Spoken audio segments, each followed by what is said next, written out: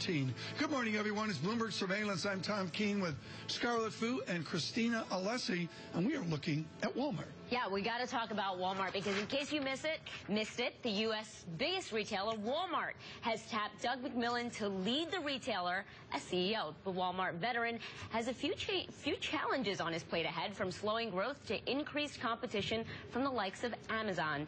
Scarlett, what have you got on this new CEO? Well, what we can tell you is that Doug McMillon becomes only the 5th CEO in Walmart's history as a publicly traded company, so since 1970. And Walmart has always looked internally for CEOs. They look for homegrown talent. They don't hire from outside, and Doug McMillon, no exception. The guy started off in the company probably when he was about a teenager and has slowly made his way up.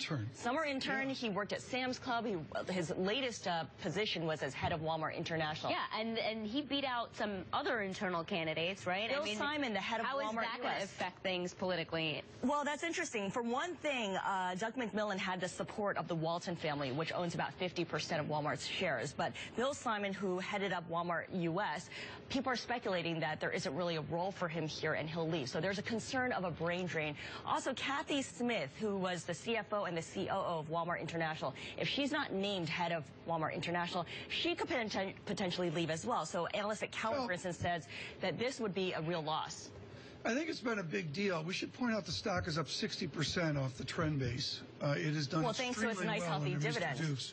Well, for whatever reason, Mr. Duke is at the ball out of the park, even with the challenges domestically. It's seen as a defensive stock. I mean, if you look at the numbers in terms of comparable sales growth, it's usually hovering around the unchanged line, maybe up or down 1/10 of 1%. You can see the Bentonville surge there. Let's bring in Robert Profusek from Jones Day. Leadership is about a path, isn't it? This is one of the toughest things for companies to do. Sure. To set up a leadership path.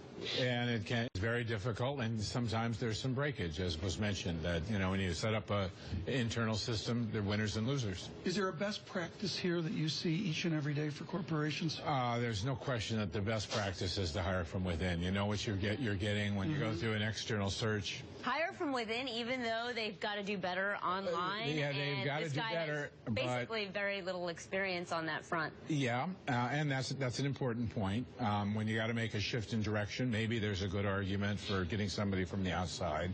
But the search process is inherently, to some degree, superficial. You know, I'm on a couple of boards. You have a 2-hour. To make sure that you don't miss anything. Yeah, you have a 2-hour interview. You do all the checking. Everybody says they're great. Are you representing Microsoft at this time? I just want to be sure. No. Okay, you're not representing Microsoft. There's the ultimate search going on right now. You say you need an internal candidate, but that, I suggest, would be a different story with Alan Mulally front and center.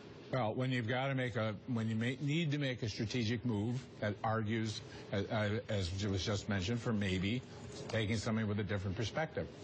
I'm not sure Walmart needs to make some sort of U-turn or even veer off the direction. I mean, I agree. Well, one major question is the fact that McMillon has actually got a lot of international experience, or some international experience. So that's raised some questions about whether or not there's going to be more of a focus, given the fact that they've really fumbled the ball on that front. Well, there is some talk that perhaps he will focus more on internationally. David Strasser of Janney Montgomery Scott says he doesn't believe that he'll ignore the United States, because the U.S. has actually done quite well under Bill Simon. Actually, David Strasser says that the biggest benefit that Doug McMillon brings with him, his best strength, is that he's a great communicator. And that's important because this is a company with 2.2 million employees. It's unreal how big it is. They do business with so many vendors, with so many countries. And of course, the investment community, that is the Walmart CEO's job, to speak to its different constituents. Let me bring in Michael Eckstein's quote from Credit Suisse. I spoke to him yesterday.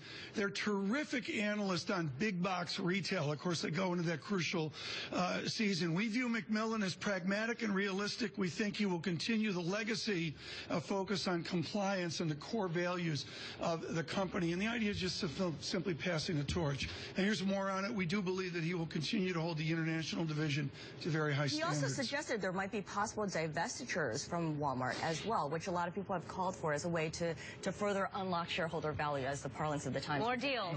More deals. More deals for Bob Profusek. It's going to be fascinating. I mean, just fascinating to see what Walmart does here. Again, I go back to share price. and that Mr. Duke delivered the goods, whatever the case with nominal GDP and domestic challenges. You know, he did.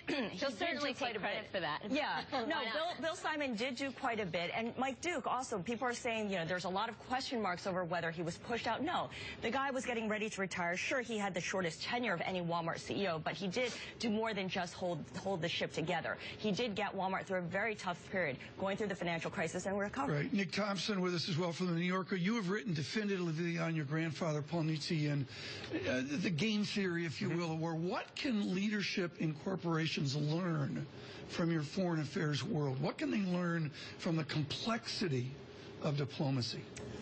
Well, the complexity of diplomacy is quite different from corporations because you're switching out the players every 4 years, and so you have a very limited time frame in which you have to negotiate, so some of the ways are different. But I think you do have to very much plan for worst-case scenarios. I think that's actually one thing that you can learn when you're planning an internal succession versus external succession. If you bring in somebody from the outside, you're entering a more high-risk environment than if you bring in And they have somebody that learning curve, which is, I mean, anybody from the outside has a massive learning curve. Massive learning curve, which you actually see in politics, where people come in and they, tend to make a whole lot of mistakes in the beginning as they try to figure out how Is the president still on the learning curve? I got to make some news here this morning. Help me, Nick. It's funny, the president, he came in and everybody said he has no experience, it's going to be very hard, and then he has a very successful, at least legislatively, the first couple of years. Now that he certainly knows how to be president, there's not an experience question. He's having a really rough time. That's been throw that theory out the window. Walmart, and the stock did react a little bit, but again, a lot of people weren't too surprised that this internal candidate came up to become the next CEO. Doug McMillon, next CEO of Walmart as of February 1st. All right, let's move on.